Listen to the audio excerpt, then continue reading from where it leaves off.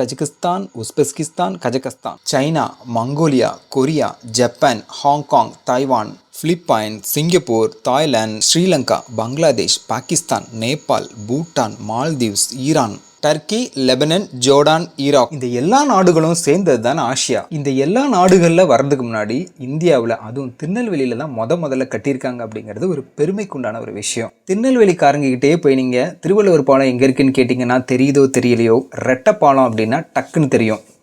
ஆமாங்க, திருநெல்வேலியில் நாங்கள்லாம் ரெட்டைப்பாலம் அப்படின்னு தான் சொல்கிறது வழக்கம். இந்த திருவள்ளுவர் மேம்பாலம் ரெட்டைப்பாலம் தான் ரயில்வே ட்ராக்கை கிராஸ் பண்ணுறதுக்காக ஆசியாவிலேயே முதல்ல கட்டப்பட்ட ஈரடுக்கு மேம்பாலம், டபுள் டெக்கர் பிரிட்ஜ். இந்த பிரிட்ஜ் வந்து 2 அடுக்காக இருக்குது. இந்த ரெண்டையுமே ஒரே பில்லர் தான் தாங்கி நிற்கி. இந்த மாதிரி 25 பில்லர் வச்சு கட்டியிருக்காங்க. அதுவும் இல்லாமல் இந்த பிரிட்ஜ் வந்து ஸ்லாபாக தனித்தனி ஸ்லாபாக கட்டி சாதனையே படிச்சிருக்காங்க. 1973, இப்போ வந்து 2025 நடக்கு.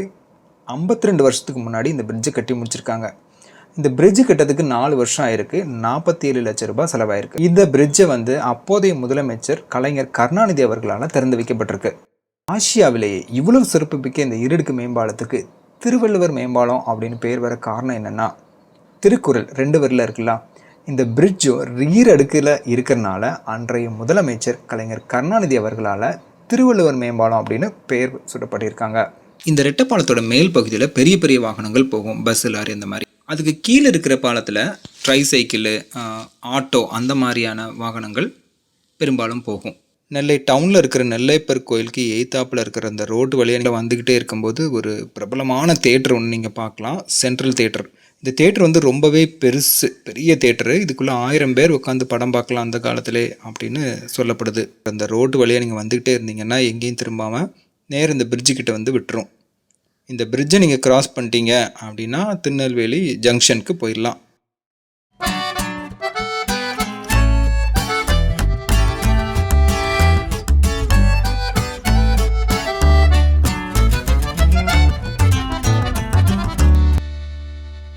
இந்த ரெட்டைப்பாலம் நிறைய படத்தில் வந்திருக்கு. வேட்டையாடு விளையாடு படத்தில் பார்த்த முதல் நாள் சாங்கில் கூட நீங்கள் இந்த பிரிட்ஜை பார்க்கலாம். இந்த பாலத்தோடைய மொத்த நீளம் வந்து 706 மீட்டர், அகலம் வந்து 8 மீட்டர்.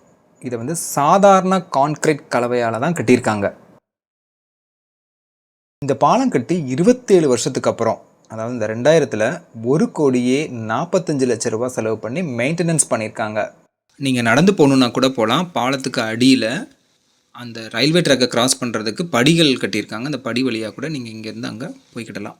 இதே திருநெல்வேலியில் ரெட்டைப்பாலத்துக்கு அப்புறம் அடுத்து ரொம்ப சிறப்புமிக்க ஒரு பாலம் தான் சுலோச்சனா முதலியார் பாலம். இந்த பாலம் வந்து தாமிரபரணி ஆற்றுக்கு குறுக்கே கட்டப்பட்டிருக்கு.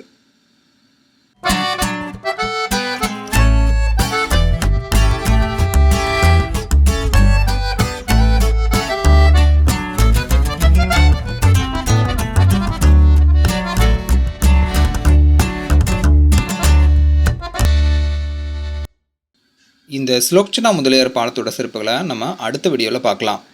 நன்றி. நம்ம சேனலை சப்ஸ்கிரைப் பண்ணாதவங்க சப்ஸ்கிரைப் பண்ணிவிடுங்க.